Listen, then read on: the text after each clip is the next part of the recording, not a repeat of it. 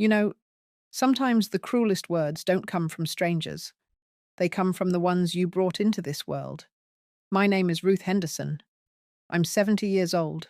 And before I begin, let me know down in the comments where you're watching from. I love hearing your stories. Now, let me tell you mine.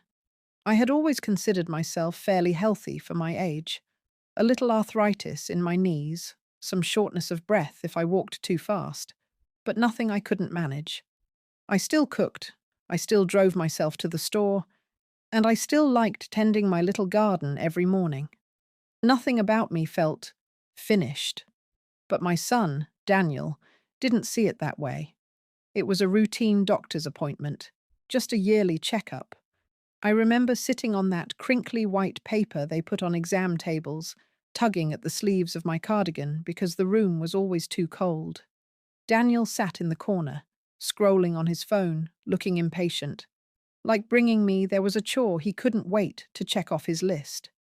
The doctor walked in, cheerful as ever, with my chart in his hands. He asked about my medications, how I was feeling. The usual. I answered as best I could, though Daniel kept sighing every few minutes, like he wanted it to be over. And then, as the doctor adjusted his glasses and said he'd recommend some follow-up tests just to be safe, Daniel spoke. Loud enough for me and the doctor to hear, but with that dismissive tone only a child can use when he thinks his parents' time is already up. He said, "Don't bother, Doc. She's at the end anyway." I felt the words stab through me harder than any needle or diagnosis ever could. The doctor glanced at me quickly, his face a mix of surprise and discomfort. I looked down at my hands, at the faint blue veins under my skin, and for the first time, I felt small. Like I was just a body taking up space, not the woman who had raised that very same man sitting in the corner. I wanted to speak, to tell the doctor to go ahead with the tests, to remind Daniel that I was still here, still alive. But my throat tightened, and nothing came out. We left the office in silence. Daniel didn't even notice the tears I was blinking back. He was too busy talking on his phone, making plans for later, as if the sentence he had just delivered about me being at the end meant nothing at all. That night, I couldn't sleep. I lay awake in my bed, staring at the ceiling, hearing his words again and again. At the end. Was that how he really saw me? A burden, a ticking clock, a name waiting to be etched into stone. I thought back to all the times I'd sacrificed for him, working double shifts at the diner when he was a boy so he could have new shoes for school, putting off buying myself a winter coat so he could afford the suit he needed for his first job interview, helping with his down payment when he and his wife wanted their first house. Every step of his life, I had been there. And now? He wanted the doctor not to bother. He had already decided my story was over, but lying there in the dark, I realized something. Maybe Daniel thought I was at the end, but I didn't. My body might ache, my hands might tremble, but my mind was sharp. My will was still strong. And if he thought he could erase me before my time, he had another thing coming. I decided right then.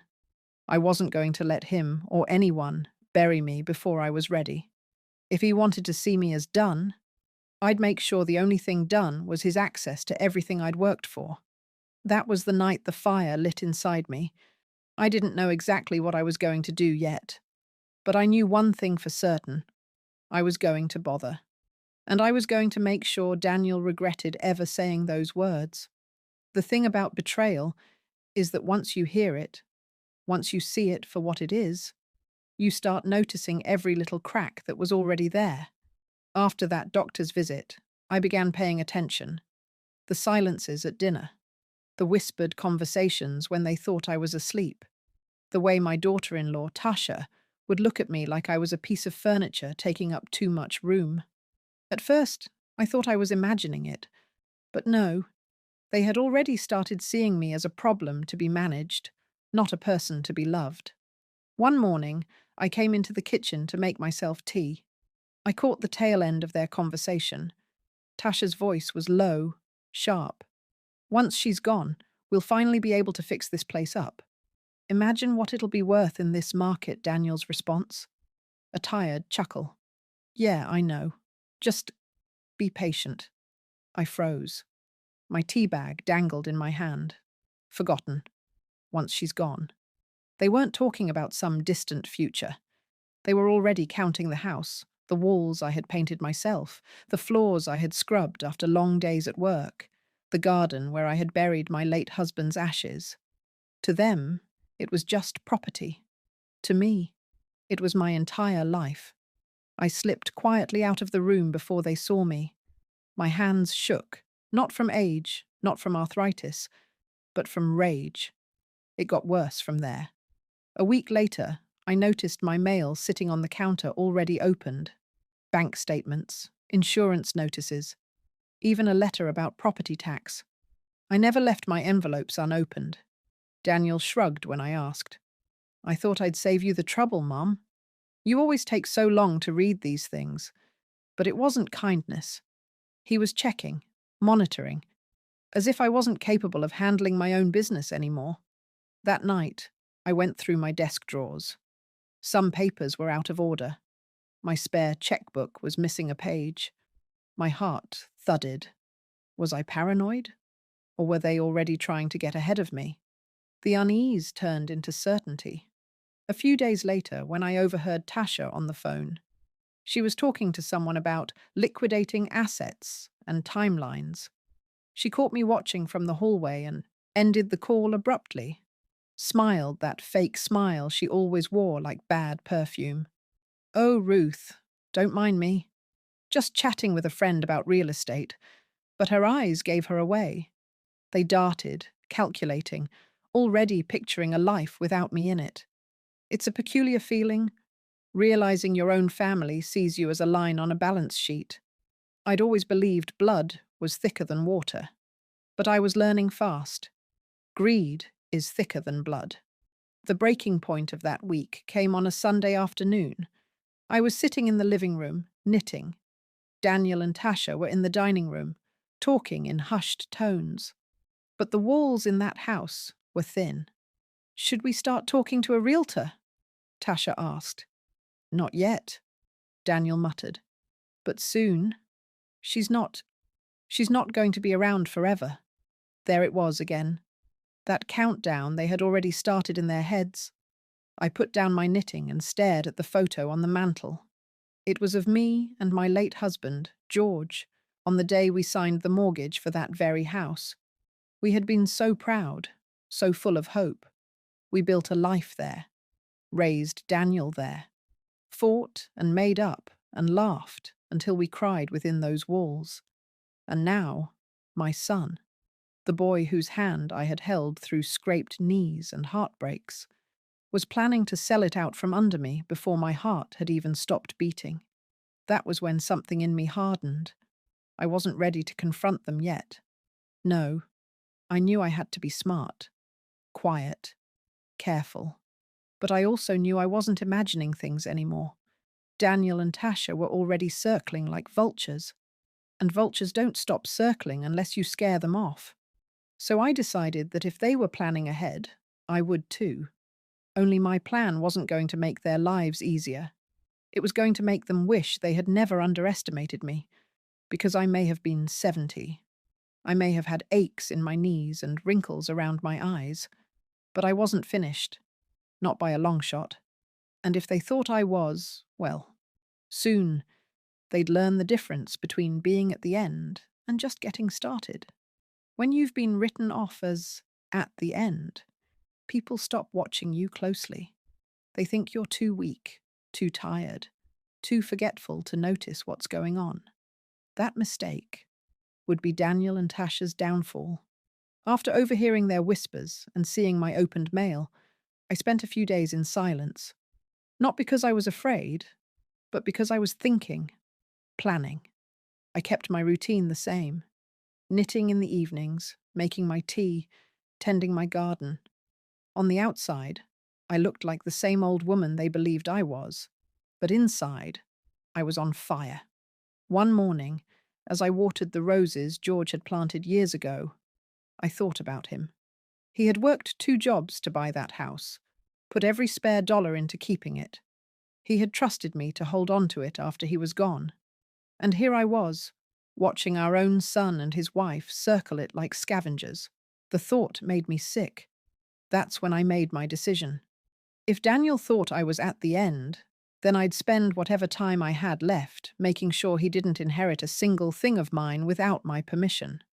The very next day, I made an appointment, not with a doctor, but with a lawyer.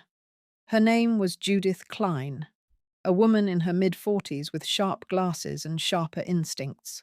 I had known her years ago through a friend, but I hadn't thought about her in ages. When I called her office and explained a little about my situation, her voice on the phone was calm and steady. "Mrs. Henderson," she said, "you've done the right thing. Let's talk." I dressed carefully for that appointment, wore my best navy skirt and white blouse, brushed my thinning hair back into a neat bun. I didn't want to look frail when I walked into that office. I wanted to look like a woman who meant business.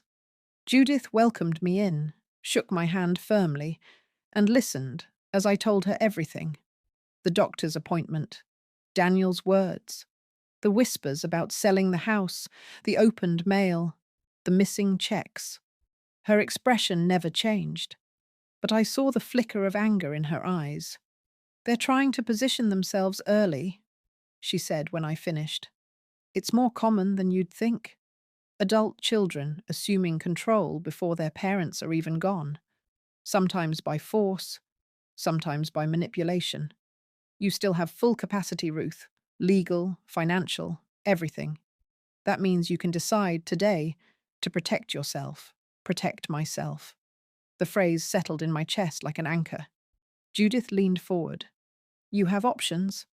You can transfer deeds, close or restructure accounts, create a living trust that makes it impossible for anyone to touch your assets without your approval. And if you really want to send a message, you can do all of this without telling them a thing. By the time they find out, it'll be too late." A chill ran down my spine, not of fear, but of excitement. For the first time since Daniel's cruel words in that exam room, I felt power again. So I said yes. The first thing Judith suggested was the house. "Right now, everything is in your name, correct?" "Yes," I said. "Good. We'll draft a transfer that ensures no one can contest ownership while you're alive, and we'll adjust your will so it's crystal clear what happens afterward." When she placed the paperwork in front of me, I felt my hand tremble as I picked up the pen. Not from weakness, but from the weight of the moment. Signing that first line wasn't just about ink and paper. It was reclaiming myself.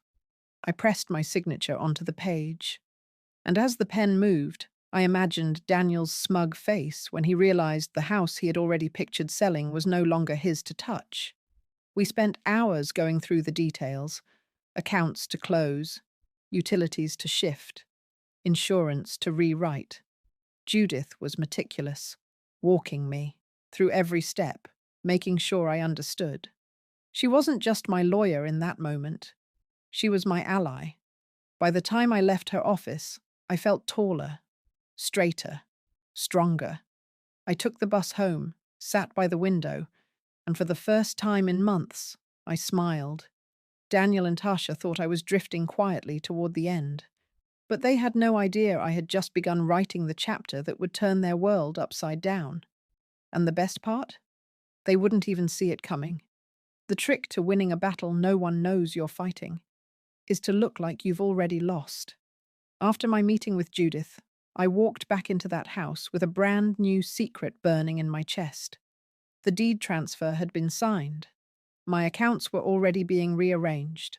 The wheels were turning.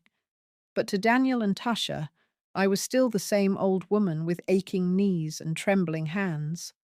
So I let them think it. When Tasha fussed about me leaving crumbs on the counter, I just nodded and muttered an apology. When Daniel rolled his eyes at how long it took me to shuffle from the couch to the kitchen, I laughed weakly and said, "I know. I'm slow these days. Every insult, every little jab, I let it roll off me like water, because the more they believed I was slipping, the less they suspected that I was outmaneuvering them with every passing day. Judith and I worked quickly. She helped me close the joint savings account Daniel had pushed me to open years ago for convenience. The truth was, I had barely used it, but he had started making small withdrawals, always with some excuse: groceries, gas, helping out with bills. Judith made sure that account was emptied and closed, with the funds moved into one only I had access to. Then came the utilities. Daniel had his name on several: electric, gas, water.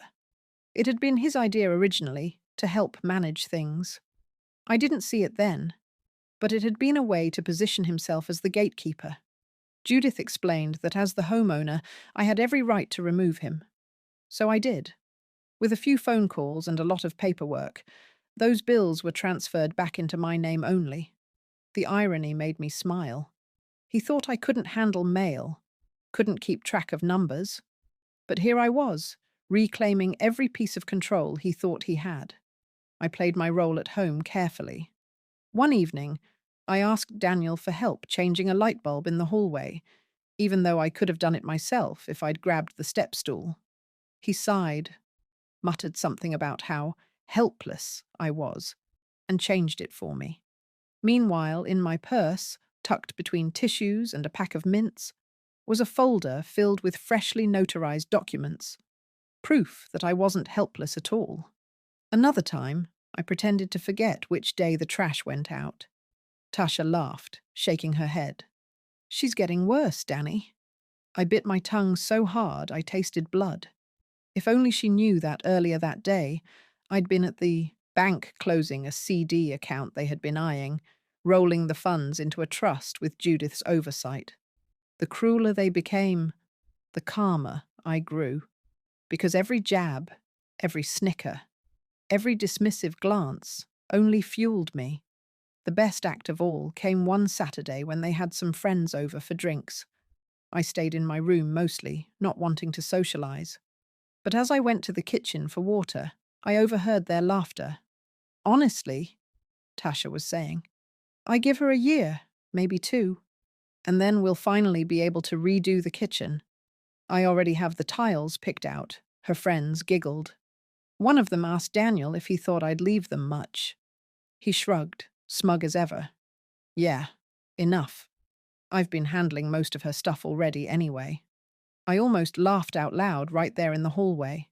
If only they knew that every document they thought they'd inherit had been rewritten. Every dollar they counted on was no longer theirs to touch. That night, after they went to bed, I sat alone in the living room, the lamp casting a soft glow over the photo albums on the coffee table. I flipped through pages of Daniel's childhood, his toothless grin in second grade, his awkward teenage years, his proud smile on graduation day. My heart ached, because I still loved him. He was my son. But love doesn't blind you forever. I whispered into the quiet room. "You wrote me off too soon, Danny." And I knew the time was coming when they would finally learn the truth. Judith said patience was key. Let them keep believing. Let them keep underestimating me. Because the day I pulled the rug out from under them, the fall would be devastating. And oh, how I was beginning to look forward to it. There's a kind of silence that settles in a house when you know you're no longer seen as the owner, but as the occupant. Like you're just borrowing space until the real people move in. That's what my home began to feel like. One Saturday morning, I came downstairs to find 2 strangers in my dining room. A man and a woman, middle-aged, holding clipboards and wearing polite smiles. Tasha was walking them around like a tour guide. "And over here you'll see the backyard. Plenty of room for kids to play. It just needs a little landscaping. But nothing major." I froze in the doorway. "What's going on here?" Tasha turned, her smile tight. "Oh, Ruth. Don't worry, they're just friends of mine. They work in real estate. I was showing them the property." "The property?" I repeated. "This is my home." Daniel appeared behind her, running a hand through his hair. "Mum, relax. We're just thinking ahead. You know, planning for the future." The man and woman exchanged an awkward glance, clearly sensing the tension. I stood there, my heart pounding, my hands gripping the back of a chair to steady myself.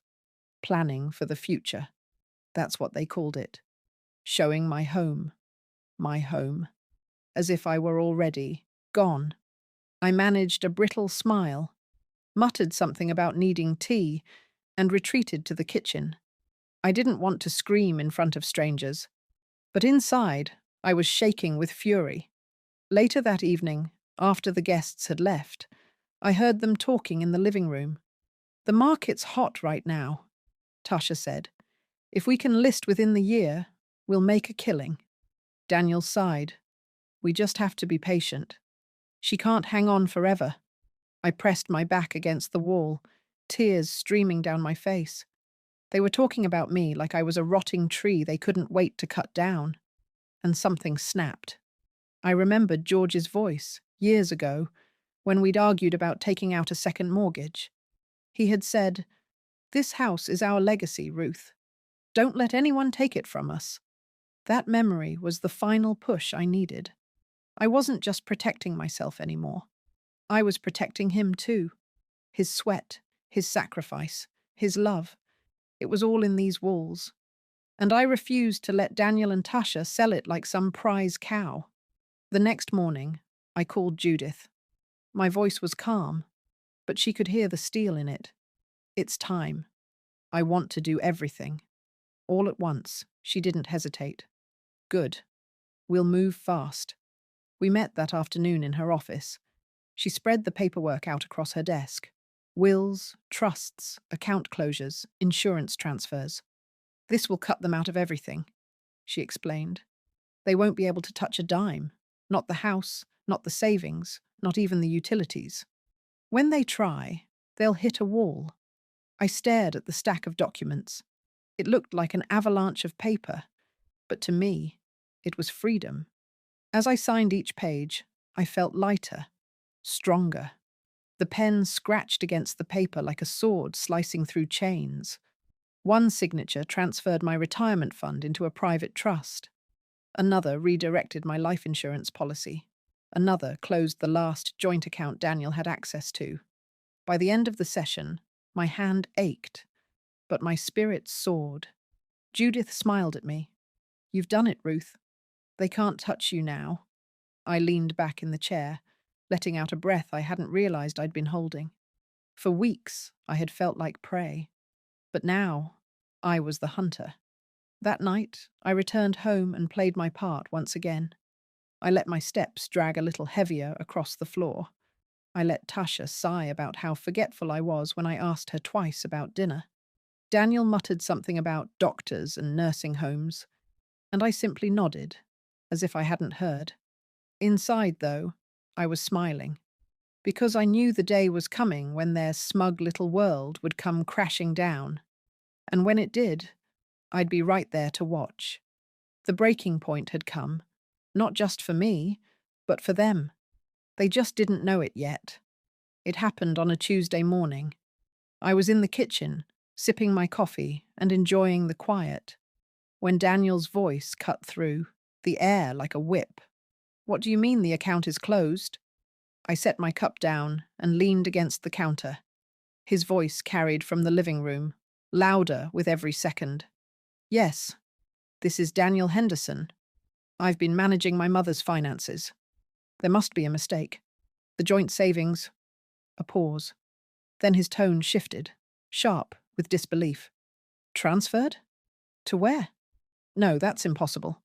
She wouldn't know how to..." I almost laughed right then. Oh, Daniel, always underestimating me. There was a long silence, then his voice dropped to a hiss.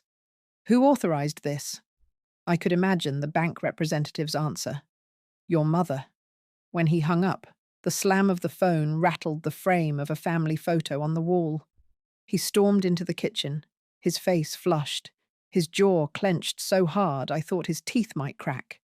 "What did you do?" he demanded. I raised my eyebrows. calm as ever. I had some business to take care of. You closed the accounts. His voice was nearly a roar. All of them. And the insurance. Do you know what you've done? Do you have any idea how reckless that is? I took a slow sip of my coffee. Reckless would be leaving everything in your hands. His face darkened. For a moment, I saw the boy he used to be, red-faced when caught lying about breaking a window. Only this time, he wasn't a child, and the stakes weren't a broken pane of glass. Tasha entered then, her eyes wide with false innocence. What's going on? Daniel wheeled on her. She moved everything. The house, the money, the insurance. It's all gone. Tasha's eyes darted to me, narrowing. Gone. To where? I set my cup down gently, deliberately. To a trust. A trust you'll never touch. Not now. Not ever. Her lips pressed into a thin line. You can't do that. You're not well. You're not thinking clearly. I chuckled, the sound dry and sharp. Oh, I've never thought more clearly in my life. Daniel slammed his hand on the counter, making the mug jump. We were trying to help you. Help me? I snapped, the calm mask slipping. By taking my home? By planning to sell the roof over my head before I'm even gone? By calling me dead while I sat in a doctor's office listening? That's not help, Daniel. That's betrayal. The silence that followed was thick, almost suffocating. I could see the gears turning in his head, trying to piece together how his mother, the woman he thought was frail and naive, had outmaneuvered him. Finally, he muttered, "You've ruined everything." I leaned forward, my voice low and steady. No, Daniel. I've saved everything.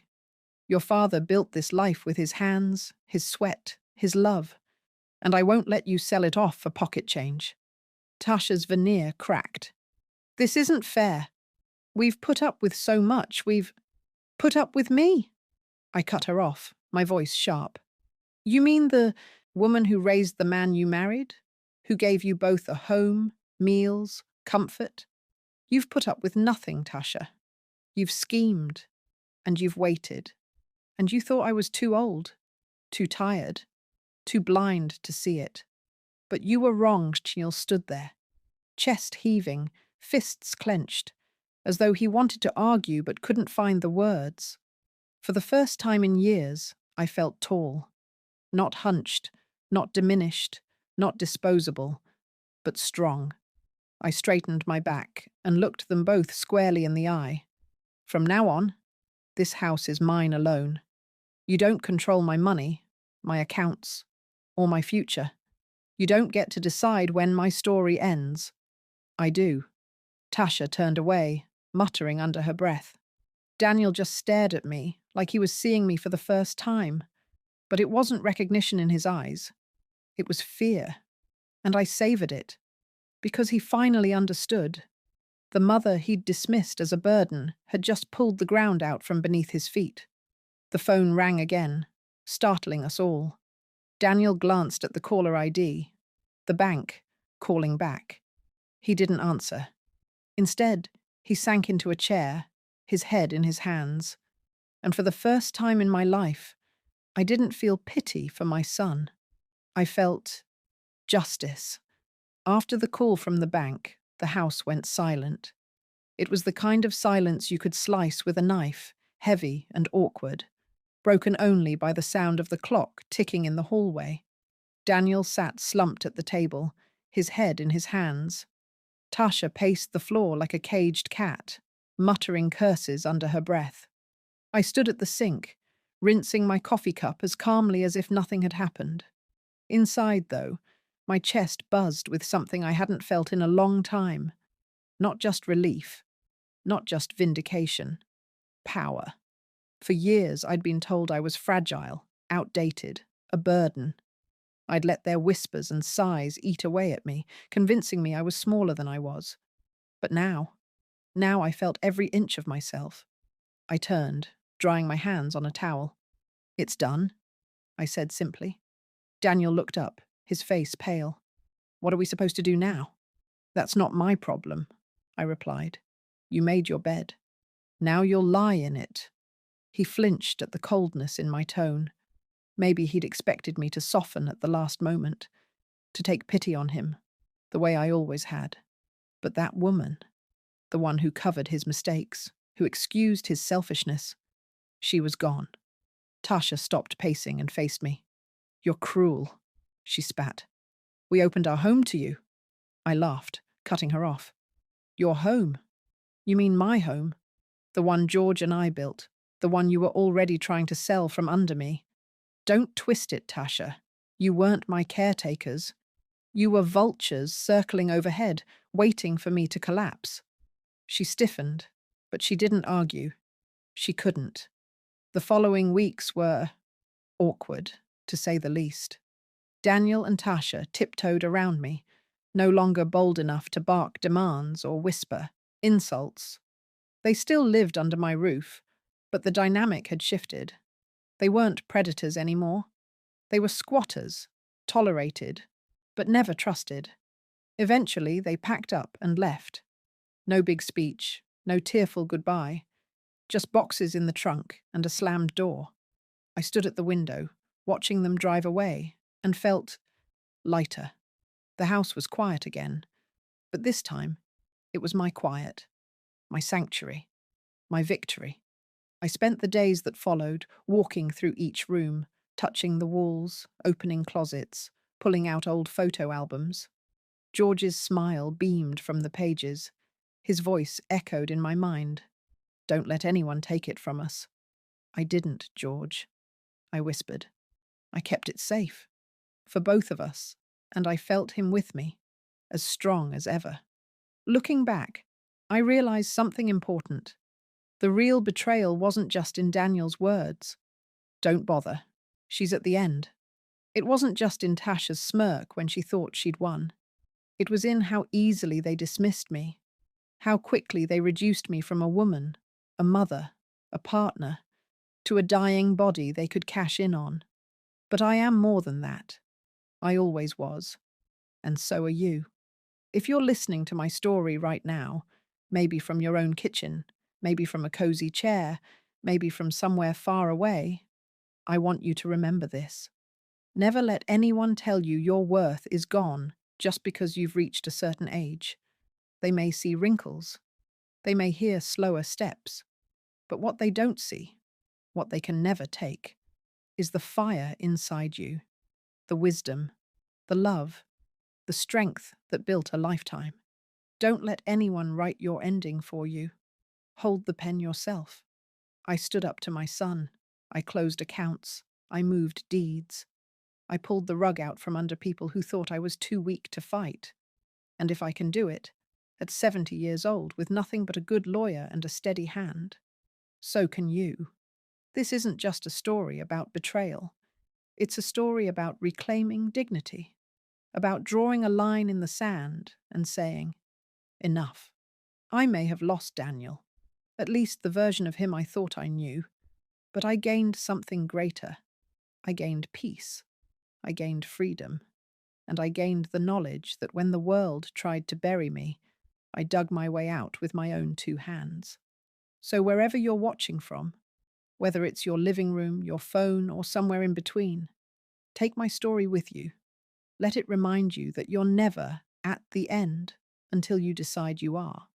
Because in the end, it wasn't the doctor's words or Daniel's betrayal that defined me. It was my choice to stand up and fight. And that, my friends, is the only ending I'll ever accept.